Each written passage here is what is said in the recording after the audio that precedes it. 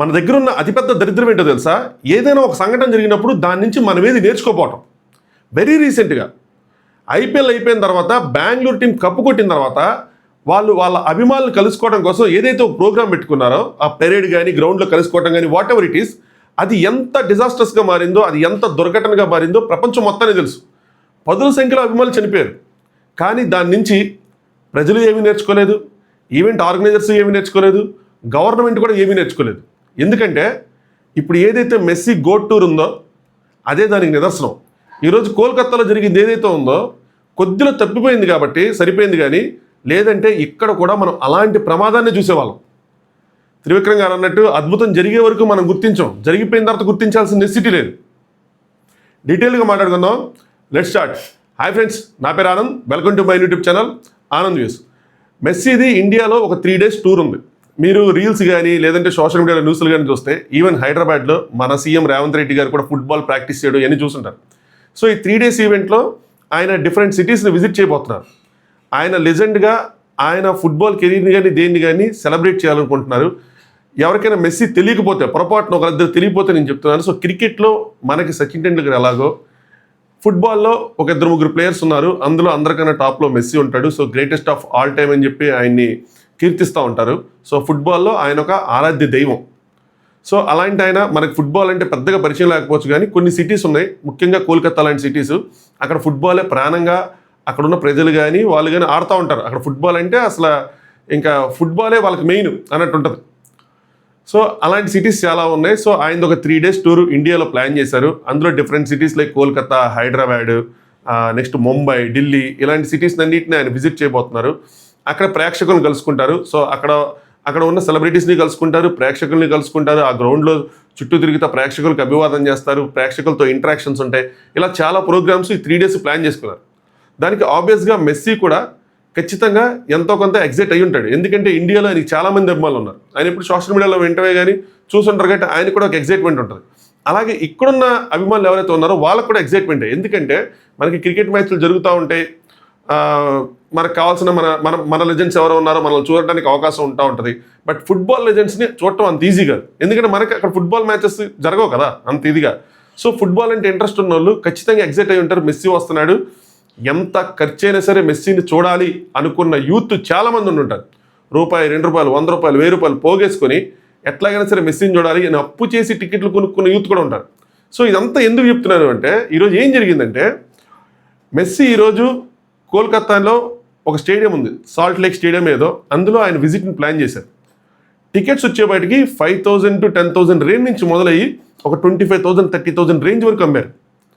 అందులో ఏంటంటే ఆయన గ్రౌండ్లోకి రావటం, ప్రేక్షకులు అభివాదం చేయటం, స్టేడియం చుట్టూ నడవటం, కొంతమంది ప్రేక్షకులతో ఇంటరాక్ట్ అవటం, ఏదైనా మాట్లాడటం, ఇలాంటి చాలా విషయాలు ఉన్నాయి. సో ప్రేక్షకులందరూ చాలా ఎగ్జైట్మెంట్ ఫీల్ అయ్యారు. అట్లీస్ట్ ఆయన ఒకసారి ఫుట్బాల్ తెలియనా కూడా ఆనందపడదాం అన్నంత ఎగ్జైటింగ్గా ఉన్నారు. ఎందుకంటే లైఫ్ టైం వాళ్ళు చెప్పుకునే ఒక మెమరీ ఇది. అందులో చాలామంది యూత్ చాలా వరకు డబ్బులు పోగేసుకొని ఆ టికెట్ కొనుక్కొని ఆయన చూడటానికి వెళ్ళుంటారు. అయితే ఇక్కడ ఏమైందంటే ఆయన ఎప్పుడైతే స్టేడియంలోకి అడుగుపెట్టారో ఆయన చుట్టూ వందల సంఖ్యలో కొంతమంది ఉన్నారు. వాళ్ళు ఎవర్రా అంటే ఫస్ట్ లేయర్లో ఆయన బాడీ గార్డ్స్, తర్వాత మన పోలీసులు, తర్వాత ఈవెంట్ ఆర్గనైజర్సు, తర్వాత లోకల్ సెలబ్రిటీసు, తర్వాత పొలిటీషియన్స్, అలాగ ఒక 100 నుంచి 150 మంది ఆయన చుట్టూ ఒక వలయంలో ఉన్నారు. అంతమంది గ్రౌండ్లో ఆయన చుట్టూ ఉంటే స్టేడియంలో కూర్చున్నోడికి ఆయన ఎట్లా కనిపిస్తాడు? కనిపించాడు కదా. ఆబ్వియస్గా ప్రేక్షకులు అన్న వాళ్ళు ఖచ్చితంగా డిసప్పాయింట్ అవుతారు. 5 నిమిషాలు చూస్తారు, 10 నిమిషాలు చూస్తారు, ఇంకెంతసేపు చూస్తారు? ఇంకా మనకున్నది ఏంటంటే సహనం లేకపోవటం. సో పేషెన్స్ అనేది మనకు ఆబ్వియస్గా లేదు కాబట్టి మన వాళ్ళు ఏం స్టార్ట్ చేశారంటే బాటిల్స్ ఇసరం స్టార్ట్ చేశారు గ్రౌండ్లోకి. ఎప్పుడైతే బాటిల్స్ ఇసరం స్టార్ట్ చేశారో అప్పుడే ఒక హడావుడి అనేది స్టార్ట్ అయింది. సో ఇక్కడ ఏదో జరగబోతుంది అన్న విషయం అక్కడున్న సెక్యూరిటీ సిబ్బంది కానీ లేదంటే అక్కడున్న పోలీసులు కానీ పసిగట్టి మెస్సీని అక్కడి నుంచి తీసుకెళ్ళిపోవడానికి ట్రై చేశారు. తీసుకెళ్ళిపోయారు. దాంతో చిర్రెత్తుకొచ్చిన ప్రేక్షకులు ఏం చేశారంటే అక్కడున్న చైర్స్ని పగలగొట్టడం, గ్రౌండ్లోకి ఇంకా ఏదో ఒకటి త్రో చేయటం చేసి అస్తవ్యస్తంగా చేశారు. ఇంకా వాళ్ళని కంట్రోల్ చేయడం కోసం పోలీసులు కొద్దిగా లాఠీ చార్జ్ చేశారు అన్న వార్తలు కూడా వస్తూ ఉన్నాయి. దీనివల్ల ఎరిపప్పలైంది ఎవరు? నష్టపోయింది ఎవరు? ఏంటి అంటే నష్టపోయింది యాజ్ ఎ ప్రేక్షకుడిగా మనమే. మనకి అభిమానం ఉండొచ్చు, ఎంత ఉండాలి ఏంటి అన్నది తెలియాలి. సెలబ్రిటీస్ని దైవంలాగా పూజించడం అన్న రోగం ఏదైతే ఉందో ప్రత్యేకంగా మన దేశంలో అది పూర్తిగా అంతరించిపోవాలి. అసలు వేరే చోట్ల మనం రీల్స్లో కానీ ఎక్కడికైనా చూస్తూ ఉంటాం, చాలా టాప్ సెలబ్రిటీస్, హాలీవుడ్ సెలబ్రిటీస్ వాళ్ళు వెళ్తున్నా కూడా ఎవరు పట్టించుకునే సిచ్యువేషన్స్ ఉంటాయి. అలాంటిది మన దగ్గర మాత్రం ఎక్కడో వేరే దేశం క్రికెటర్ మన దగ్గరికి వచ్చినా కూడా, రీసెంట్గా లాస్ట్ ఇయర్ మీరు చూస్తుంటారు ఐపీఎల్ టైంలో క్లాసన్ ఒక మాల్కి వెళ్తే మన వాళ్ళు ఎంత ఎంత రచ్చ చేశారు. ఆయన ఇంకోసారి ఏంట్రా బాబు అదైనా గొప్పగా తీసుకోవాలా, ఆయన దాన్ని తిట్టుకున్నాడు. మన పరువు పోయింది అది యాక్చువల్గా. సంథింగ్ ఇప్పుడు మెస్సీ కూడా అలాగే అనుకోవచ్చు, ఏంటి వీళ్ళకి సివిక్ సెన్స్ లేదా అని చెప్పి. సో ఇక్కడ ఫెయిల్ అయింది ఎవరు అంటే ఫస్ట్ యాజ్ పీపుల్గా, ప్రేక్షకులుగా, అభిమానులుగా మనం ఫెయిల్ అయ్యాం. అభిమానం ఉండొచ్చు, స్టేడియంకి వెళ్ళాలనుకోవడం కూడా తప్పులేదు, కానీ బాటిల్స్ వేసడం కానీ చైర్స్ పగలగొట్టడం కానీ ఏంటిది. సెకండ్ ఫెయిల్ అయింది ఎవర్రా అంటే ఈవెంట్ ఆర్గనైజర్స్.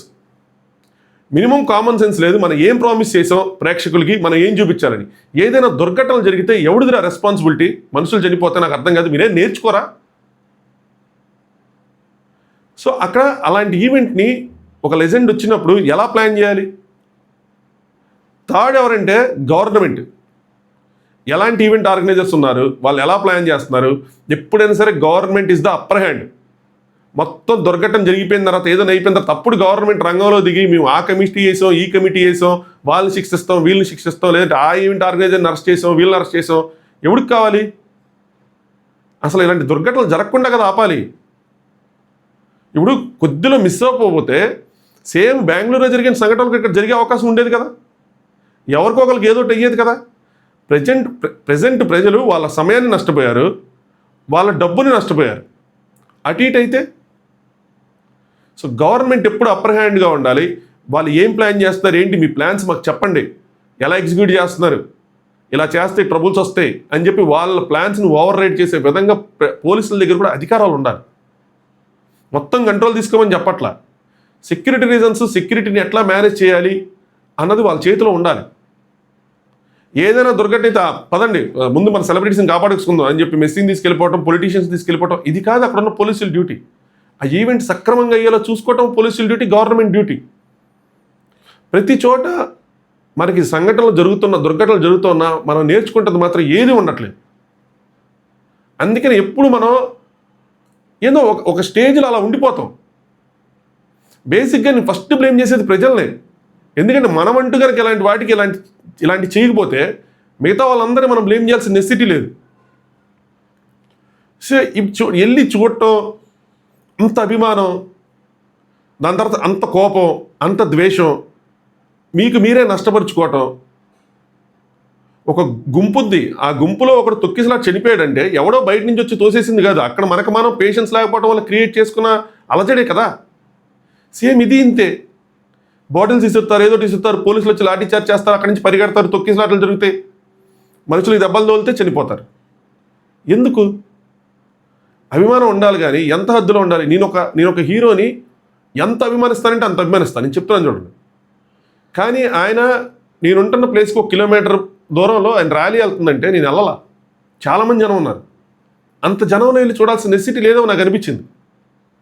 కానీ నా అభిమానం తక్కువ కాదు, నా అభిమానం ఉంటుంది. నా అభిమానం ఎట్లాగా? ఓటు రూపంలో ఉంటుంది. నా అభిమానం ఎట్లాగా? సినిమా రూపంలో ఉంటుంది. నేను ఆ విధంగా చూపించుకుంటా. మొదటి రోజు వెళ్ళిపోవాలి, తొక్కిసలాట్లో పిల్లల్ని తీసుకుని వెళ్ళిపోవాలి, ఏది నేర్చుకోం మనం. అసలు నేర్చుకోవాలి కదా. ఎంత నష్టపోతే ఏం నేర్చుకుంటాం? మనకంటూ పర్సనల్గా డ్యామేజ్ జరిగితే కానీ మనం నేర్చుకోలేని స్థితిలో ఉన్నాం. మన వల్ల వేరే వాళ్ళకి డ్యామేజ్ జరిగినా కూడా నేర్చుకోం మనం. మనకు జరగాల్సిందే, అప్పుడే మనం నేర్చుకుంటాం, వేరేవేవి చూసి నేర్చుకోం. సో ఇది కోల్కత్తాలో జరిగింది. కొద్దిలో మిస్ అయ్యింటే కనుక ఇంకా చాలా దరిద్రం జరిగేది. ఐ డోంట్ నో అసలు మెస్సీ ఏమనుకుంటున్నాడు, ఏంటిది, సివిక్ సెన్స్ లేదా, ఎలా అనుకుంటారు? బయటికి వెళ్ళిన తర్వాత మన కంట్రీ యొక్క పరిస్థితి ఏంటి, మన దేశం కోసం ఏం చెప్పుకుంటారు? ఎందుకంటే ఫుట్బాల్ అంటే అభిమానులు అందరూ మెస్సీ ఇండియా వెళ్తున్నాడంట అని చెప్పి మన దేశం వైపు చూస్తూ ఉంటారు. మన ఇమేజ్ ఎలాగైతుంది, ఎలా ప్రొజెక్ట్ అవుతుంది? ఏదీ లేదు. ఆ రాష్ట్ర ముఖ్యమంత్రి మమతా బెనర్జీ గారు సారీ చెప్పుకునే స్థితికి వచ్చారంటే ఈ విషయం మీద చూడండి ఎలాంటి దుర్ఘటన జరిగిందన్నది. ఆవిడ సారీ చెప్పారు, ఈవెంట్ మేనేజ్మెంట్ని అరెస్ట్ చేయమని చెప్పారంట, ఎలా జరిగింది ఏంటి అని చెప్పి కమిషన్ వేశారంట. ఇవన్నీ ముందుంటే కనుక ఈవెంట్ చాలా సక్రమంగా జరిగేది. But what ever it is, దీని తర్వాత హైదరాబాద్లో ఇప్పుడు 7:30కి ఈరోజు అనుకోండి నాకు తెలిసి ఈవెంట్ ఉంది రేవంత్ రెడ్డి గారి వాళ్ళతో. ఐ హోప్ హైదరాబాద్లో ఎటువంటి దుర్ఘటనలు జరగకుండా ఈవెంట్ జరిగిద్దని, దాని తర్వాత ముంబైలో ఈవెంట్ ఉంది, దాని తర్వాత ఢిల్లీలో ఉంది, ఇలా 3 days ఉంది. మనకి అభిమానం ఉండొచ్చు, దాన్ని హద్దుల్లో ఉంచుకుందాం. స్టేడియంకి వెళ్ళాలి వెళ్ళకూడదు అని నేను చెప్పను. నేను కూడా స్టేడియంకి వెళ్ళి క్రికెట్ మ్యాచ్లు చూస్తుండే, థియేటర్కి ఫస్ట్లో సినిమాలకు వెళ్ళినండే. బట్ మన జాగ్రత్తలో మనం ఉండాలి. ఎవరైనా బాటిల్ చేసటం కానీ కుర్చీలు పగలగొడతా ఉంటే మనం వాటికి దూరంగా ఉండాలి. అసలు అలాంటివి చేయకూడదు. మనం ఫస్ట్ ఆఫ్ ఆల్ ఎంకరేజ్ అస్సలు చేయకూడదు.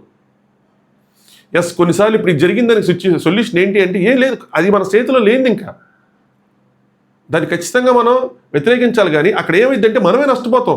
అంత గుంపులో మనం ఏదైనా చేస్తే గుంపుకే డ్యామేజ్. వాళ్ళు ప్రొటెక్ట్ చేయడానికి ఉన్నారు.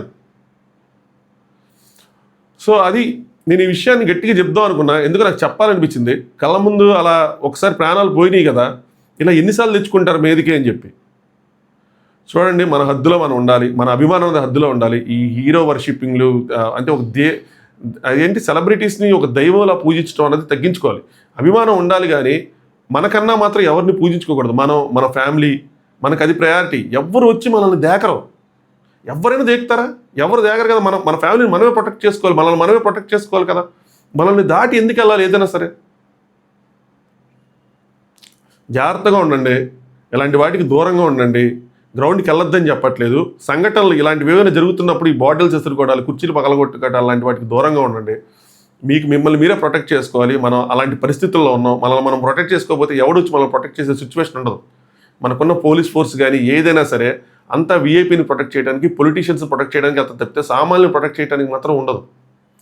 అట్లీస్ట్ ఆర్గనైజర్స్ దీనిలో నిజం చెప్పాలంటే దేవుడి దేవల్ల అక్కడ ఏం జరగల, ఏ నష్టం జరగల, ప్రాణ నష్టం అయితే జరగల. సో నెక్స్ట్ జరిగే ఈవెంట్స్ అయినా సరే జాగ్రత్తగా నిర్వహిస్తారు అని చెప్పి ఆశిద్దాం. దాంతోపాటు నిజంగా ఇదొక స్కామా, ఇలా స్లేయింగ్ చేశారు అంటే పొలిటీషియన్స్ సెలబ్రిటీస్ని కలుసుకోవడానికి మెస్సీని అక్కడ తీసుకొచ్చి వాళ్ళని చుట్టూ నింపి ఫోటోలు తీసుకోవడానికి జనాల్ని ఎర్రిపప్పలను చేసి వాళ్ళ దగ్గర డబ్బులు కలెక్ట్ చేసి వాళ్ళ జోబులు నింపుకున్నారా అంటే నిజమే అనిపిస్తుంది. అది సపరేట్గా చేశారనుకోండి ఓన్లీ సెలబ్రిటీస్ కోసం, మెస్సీ అంత టైం పెడితే ఆయన వర్త్కి ఆన్లైన్ అంత పే చేయరు కదా. సో ఆ డబ్బులు మొత్తం జనాల నుంచి తీసుకొని 10,000, 25,000 టికెట్లు పెట్టి వాళ్ళ దగ్గర నుంచి కలెక్ట్ చేసి అక్కడికి వచ్చిన మీడియా పర్సన్స్కి, సెలబ్రిటీస్కి, లేదంటే పొలిటీషియన్స్కి ఫోటోలు దింపటం కానీ వాళ్ళతో ఇంటరాక్షన్ కానీ చేశారు. సొమ్ము ఒకటిది, సోకొకటిదిలా ఉంది. అది జరిగింది కోల్కతాలో. నెక్స్ట్ చూద్దాం. అంటే జనరల్గా ఏం ఎక్స్పెక్ట్ చేస్తారు, ఆయన వస్తాడు గ్రౌండ్లో, అందరు దూరంగా ఉంటాం, కొంచెం విజిబిలిటీ ఉంటుంది. ఏదైనా ఫుట్బాల్ మ్యాచ్ లాంటిది, ఏదైనా ప్రాక్టీస్ మ్యాచ్ లాంటిది, ఏదైనా సరదా మ్యాచ్ ఆడతారు, ఫ్రెండ్లీ మ్యాచ్ ఆడతారు, 4 క్వశ్చన్లు ఆన్సర్ చేస్తారు, గ్రౌండ్లో చుట్టూ తిరుగుతారు, అభివాదం చేస్తారు, ఏదో 2-3 ఆటోగ్రాఫ్లు ఇస్తారు అన్నట్టు ఉంటుంది అనుకుంటారు. తప్పితే ఇట్లాగా ఏదో 4 గోడల మధ్య జరగాల్సింది గ్రౌండ్లో జరిగినట్టు ఉంది. అంతమంది ఉంటే జనాలకి ఏం కనిపించింది. సో ఎనీవే, జనాలు ఎర్రిపప్పలు చేశారు. మనం ఎర్రిపప్పలు అవడానికి మనం కూడా సిద్ధంగా ఉంటాం. రండి మమ్మల్ని చేయండి అని చెప్పి మనం తెరిచిపెట్టుకుని కూర్చుంటాం. అందుకని మనల్ని చేస్తూ ఉంటారు. మీరు ప్రొటెక్ట్ చేసుకోండి. ఇలాంటి వాటికి దూరంగా ఉండటానికి ట్రై చేయండి. అభిమానం అనేది హద్దుల్లో ఉండాలి, మనల్ని దాటి వెళ్ళకూడదు. ఏదైనా దుర్ఘటనలు జరిగితే మన ఫ్యామిలీ మనమే నష్టపోతాం, మన ఫ్యామిలీ నష్టపోతుంది, వేరే ఎవరూ నష్టపోరు. So thanks for watching Anand news.